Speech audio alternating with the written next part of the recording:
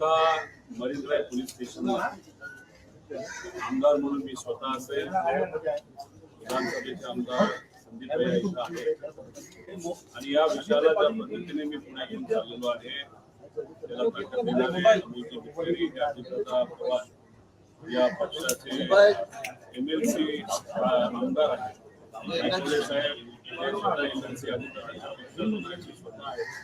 तसंच आमच्या पक्षातले आणि दादांच्या पक्षातले काही पदाधिकारी कार्यकर्ते इथं आज आलेले आहेत. या पोलीस स्टेशनला अचानक हा निर्णय इथं घेतल्यामुळे बरेच लोकांना इच्छा होती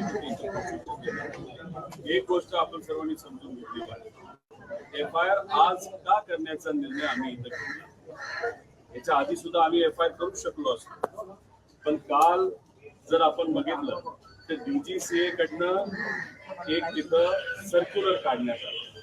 त्यांनी तिथं एक जी VSR नावाची कंपनी यांच्यावर DGCA फक्त 5 विमानांवर म्हणजे 25 विमानं त्या कंपनीची असतील, तर 5 विमानावर तिथं कारवाई करून त्याला ग्राउंड केलं. म्हणजे काल जे पत्र DGCA काढलं त्याच्यामध्ये VSR कंपनी जबाबदार आहे हे तिथं प्रत्यक्षपणे तिथं सांगितलं. त्याच्याच बरोबर जर आपण बघितलं DGCAच्या अंतर्गत त्याच्यात विमान एअरवर्दी आहे नाही आहे हे बघण्याची जबाबदारी DGCAची सुद्धा आहे.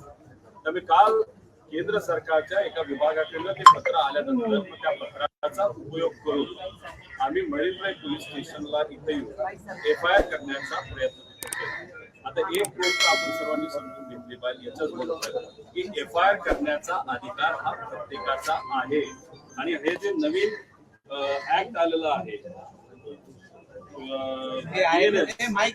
याच्या अंतर्गत जर कॉग्निजेबल ऑफेन्स त्या ठिकाणी झाला असेल म्हणजे काय, एखादा ऑफेन्स झालाय ह्याच्याबद्दल सगळ्यांना माहित आहे. आता इथं ऑफेन्स नाही तर घटना काय, तर या महाराष्ट्रातला एक मोठा नेता, एक मराठी माणूस म्हणजे अजितदादा यांचा ऍक्सिडेंट झाला. अजितदादांबरोबर अजून 4 लोक, ज्याच्यामध्ये 2 पायलट, एक पोलीस विभागाचा जाधव म्हणून अधिकारी आणि एक तिथं माळी नावाची अटेंडंट, असे दुर्दैव या घटनेमध्ये 5 जण मृत्युमुखी पडले. हे सगळ्यांना माहिती आहे का असं या जगामध्ये कुणी ज्याला हा विषय माहित नाही? माहित आहे. म्हणजे घटना घडली आणि ती घटना घडली ज्याच्याबद्दल म्हणजे पोस्टमॉर्टम रिपोर्ट पण आपल्याकडे आहेत, मीडियाच्या माध्यमातून सुद्धा लोकांकडे तो विषय झाला आणि अंतविधीला तर लाखो लोक त्या ठिकाणी आले होते. मोठे नेते, केंद्रातले नेते आणि राज्यातले नेते तिथे आले. मग असं आहे का की हा ऑफेन्स झाला नाही नाही ही घटना घडली नाही? आता आम्ही आमचा या ऍक्टच्या अंतर्गत या महाराष्ट्राचा, या देशाचा एक नागरिक म्हणून आम्ही इथं FIR करण्यासाठी आलो. FIR करत असताना सुरुवातीला तिथं एक PI, तिथं सिनियर PI उपस्थित होते.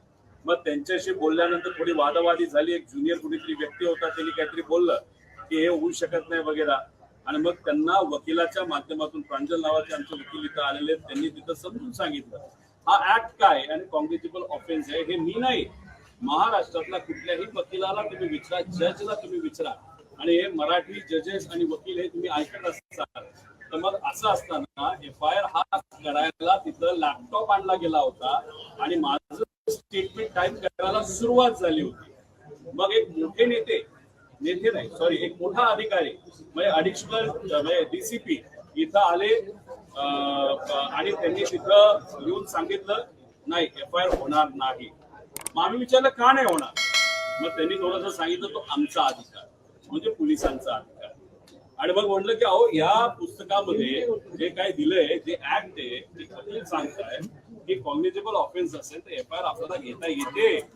त्यांनी तिथं सांगितलं तुम्हाला करायचं करा, आम्ही FIR करून घेऊ शकत नाही आणि हे तुम्हाला ज्याला सांगायचं तुम्ही त्याला सांगा, तुम्हाला जिथं जायचं तिथं जा, जी कारवाई करायची तुम्ही करा, पण आम्ही ही FIR नोंद करू शकत नाही. दुर्दैव असं या देशातला नागरिक म्हणून आमचा जो अधिकार आहे तोच आम्हाला वापरून दिला जात नाही. मग कोणाचा असा फोन आला त्या मोठ्या DCPला की ज्याच्यामुळे ते FIR देते? आता याच्यामध्ये हा आमचा अधिकार आहे, त्याच्याच बरोबर FIR करायला घेतली होती, मग ती कॅन्सल केली आणि मग अशा पद्धतीने दबाव आणून तुम्ही म्हणत असाल एफआयआर होऊ शकत नाही, तर तुम्ही कुठल्याही वकिलाला विचार, एफआयआर 100% तिथं होऊ शकते आणि एफआयआर झालीच पाहिजे. आता तुम्ही एका बाजूला म्हणताय इन्व्हेस्टिगेशन चालू आहे, मग सीआयडीने काय केलं हे कोणाला माहित नाही. सीबीआय कडे गेलाय, त्यांनी सीबीआयचा एफआयआर केला नाही केला हे कोणाला तिथं माहित नाही. मग आमचा अधिकार वापरून आम्ही ही एफआयआर करत असताना तुम्ही आम्हाला का थांबवताय? का फक्त हा मराठी माणूस होता, महाराष्ट्राचा नेता होता, अजितदादांचा हा विषय म्हणून तुम्ही या पद्धतीने इथं करताय? उद्या जाऊन तुमच्या गाडीला धडक कोणी दिली तरी एफआयआर लगेच होतो. एखाद्या ठिकाणी थोडीशी चोरी झाली तर एफआयआर तिथं होतो. मग एखाद्याला मारामारी झाली तर एफआयआर होतो. मग दिल्लीमध्ये काही काँग्रेसचे कार्यकर्ते त्या ठिकाणी फक्त शर्ट काढतात, त्यांचं तुम्ही एफआयआर करता. आणि मग अजितदादांचा इथं मृत्यू झाला, घात का अपघात याच्यावर आम्ही शंका त्या ठिकाणी घेत आहोत, त्याच्याबद्दल इन्व्हेस्टिगेशन आहोत आम्ही म्हणतोय. मग कुठल्याही सामान्य व्यक्तीचा एफआयआर होऊ शकतो, पण मग आम्ही विचारतो आमचेही आमदार इथं असणारे दादांची आमदार महाराष्ट्र विचारत आहे अजितदादांच्या बाबतीत असा वेगळा न्याय का? आता आम्ही निर्णय तिथं घेतलेला आहे की हे आमचा एफआयआर इथं करून घेत नाही. त्यामुळे उद्या सकाळी 10 वाजता बारामतीचे जे कुठले पीआय असतील, एअरपोर्ट ज्यांच्या अंतर्गत येतं, माझ्या अंदाजे ग्रामीण विभागाच्या अंतर्गत येतं, तर ग्रामीण पीआय कडे जाऊन तिथं आम्ही तिथं प्रयत्न करू. तो प्रयत्न करत असताना ते त्या बाबतीत काय भूमिका घेतात, सत्तेत असणारे, सत्ता आज सत्तेत बसणारे जे कोणी नेते असतील ते त्या बाबतीत काय भूमिका घेतात हे आपल्याला तिथं बघावं लागेल. त्याच्याचबरोबर सत्तेत असणारे त्यांचे जे मित्र आहेत ते मित्र सुद्धा त्या बाबतीत काय करतात, दुसऱ्या पक्षाचे, ते सुद्धा तिथं आपल्याला बघावं लागेल. उद्या 10 वाजता बारामतीला जाऊन आम्ही एफआयआर करायचा प्रयत्न तिथं करणार. तिथलं जी बिल्डिंग आहे ती दादांनी बांधली, तिथं नाही मिळाला तर तिथं असताना जे न्यायालय आहे त्या न्यायालयामध्ये जे दादांनी सुद्धा तिथं बांधलंय तिथे सुद्धा आम्ही जाऊन न्याय मागण्याचा प्रयत्न करू. पण अक्षरशः म्हणजे वाईट वाटतंय आम्हाला, आणि वाईट याच्यासाठी एक चांगली गोष्ट आहे की हे त्यांचे जे आमदार आहेत दादांचे ते त्यांच्यासाठी लढतायत, आम्ही त्या ठिकाणी लढतोय, बाकी इतर लोक त्याच्यासाठी लढतायत. प्रश्न एवढाच आहे, महाराष्ट्रातली जनता तिथं लढतीये, प्रयत्न करतीये, सोशल मीडिया पासून फार व्यक्तिगत आपल्या जीवनामध्ये जिथे कुठे संधी मिळते व्यक्त होत आहेत. पण आज जे सत्तेत आहेत आणि जे विरोधात आहेत, ज्यांना त्यांना अधिकार आहेत, ते या बाबतीत का पुढे येत नाहीत असंही त्या ठिकाणी आम्हाला सगळ्यांना वाटतं. त्यामुळे कृपा करून सगळ्यांना विनंती, या विषयामध्ये आपण सगळ्यांनी तिथं लक्ष घालावं. आणि मग न्याय जर अजितदादांसारख्या या मोठ्या मराठी महाराष्ट्राच्या नेत्याला जे या सत्तेत असणाऱ्या पार्टी बरोबर मुख्यमंत्री त्या ठिकाणी होते, याच व्यक्तीला न्याय मिळत नसेल, मग सामान्य लोकांनी काय करायचं असा प्रश्न इथं निर्माण होतो. त्यामुळे या बजेटच्या सेशनला मी गेलं पाहिजे का असाही आता मला प्रश्न पडायला लागलाय. एवढ्या मोठ्या नेत्यालाच नाही इथं मिळत नसेल तर अधिवेशनात जाऊन बोलून घसा कोरडा करून काय त्याच्यातून मिळणार हाही प्रश्न उद्या नाही सांगता येणार. तो आमचा अधिकार आहे का? तर 100% आमचा अधिकार आहे. ठीक आहे, आम्ही बोलतो म्हणून असं नाहीये. हा आमचा अधिकार या पुस्तकाने, या कायद्याने त्या ठिकाणी दिलेला आहे. हा ऍक्ट आत्ता असणारे सत्तेत असणाऱ्या सरकारने कायदा हा बदललाय ना, त्यांनी तो कायदा बनवलाय, हे ते पुस्तक आहे. मग ह्या कायद्यामध्ये प्रत्येक व्यक्तीला अधिकार असताना आम्हाला सुद्धा तो अधिकार आहे. आम्ही विरोधात असलो काय आणि सत्तेत असलो काय, आणि योगायोग इथं बघा, आम्ही विरोधातले पण आमदार आहेत आणि सत्तेतले सुद्धा आमदार आहेत. मग आम्हाला हा पूर्णपणे अधिकारी असताना सुद्धा, या देशाचे नागरिक असताना सुद्धा एफआयआर होत नसेल कॉग्निटिव्ह ऑफेन्स साठी सुद्धा, तर मग कुठं ना कुठंतरी आता शंका ही आमची वाढत चाललेली आहे. आम्ही कुठेतरी म्हणत होतो की VSR कंपनी कुठेतरी अपघात झाला, या विषयावर आम्ही थोडस तिथे ठाम होतो. मग अशा पद्धतीने तुम्ही काय गोष्टी अडवत असाल तर साहजिकच आहे ना, लोकांचा कुठेतरी प्रश्न त्यांच्या मनामध्ये कुठेतरी निर्माण होईल की हा घात नाही तर अपघात आहे.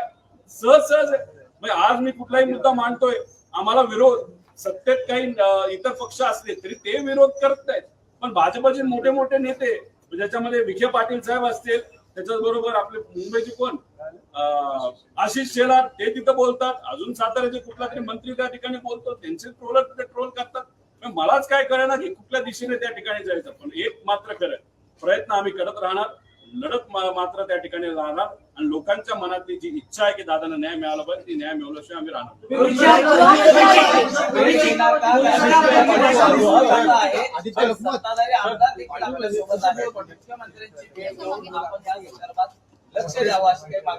उद्या तुमच्या गाडीला कुणी धडक दिली तुम्हाला कोणी चापड मारली नाही तर तुमच्या घरी चोरी झाली तर तुम्ही एफआयआर करण्यासाठी पोलीस स्टेशनला येणार का मुख्यमंत्र्यांना भेटणार? बघा विषय एवढाच आहे, तक्रार घेत नाहीयेत. इथं तक्रार देण्यासाठी आलो, नागरिक म्हणून आलो आणि आमची त्या ठिकाणी कुठेतरी बेइज्जती तिथं झालेली. काय करायचं ते करा. मंगरुळपीरची भाषा होती पोलीस अधिकाऱ्यांची. 100% ते जाणवले ना. मगरुरी दाखवायची नसते. मगरुरी एक सांगतो, कुठल्याही अधिकाऱ्याची अशीच मगरुरी येत नसते. कुठून तरी त्यांना तिथं पाठिंबा असल्याशिवाय मगरुरी येत नसते. पण एक आहे, आमची अशी परिस्थिती, लाखो लोकांचं प्रतिनिधित्व करणाऱ्या आमदारांची अशी परिस्थिती, दादांच्या बाबतीतला विषय असता. आम्ही त्यांना हे सांगितलं, ठीक आहे नेता म्हणून तुम्ही दादांकडे काय दृष्टिकोनातून बघता हे मला माहित नाही, पण जाधव नावाचा एक कर्मचारी हा पोलीस विभागाचाच कर्मचारी होता ना, त्यासाठी पण आम्ही लढतोय ना. आणि मग त्याच्याकडे बघून तुम्हाला एफआयआर करायला काय हरकत आहे? नाही, आम्हाला करायचीच नाही. ही तुमची भूमिका असेल तर आम्ही त्याला काय करणार? मी सांगितलं एका बड्या अधिकाऱ्याचा फोन आलेला, तो होता. नाही, हा बडा अधिकारी इथं आला, त्याला कोणाचा फोन आला तर आम्ही नाही सांगताय ना. तुम्हाला सीडीआर बघायचं सीडीआर बघा. आम्हाला आता काही घेणं देणं पडलं नाही. आम्ही लोकांपर्यंत जाऊन लोकांचा विश्वास संपादित करून आता बघावं लागेल ना, कोण आहेत, काय अडथळे घालतात, कोण बडा नेता आहे, कोण कसं आहे, काय इतर नेते आहेत, कोण नेते आहेत, हे सगळं बघावं लागेल.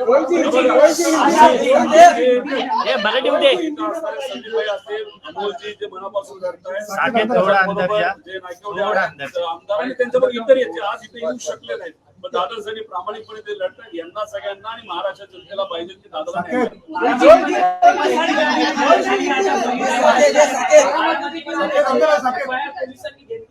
बारामतीमध्ये आम्ही ट्राय करू. तिथं काय तिथं असणारे पोलीस अधिकारी काय म्हणतात या पुढच्या 12 तासामध्ये काही अधिकाऱ्यांना पोलीस हे तिथं बघावं लागेल. आणि बारामतीमध्ये आम्ही तिथं फक्त जाहीर केलेलं आहे. आता जे लोक येतील तो विषय ठेवायचे आणि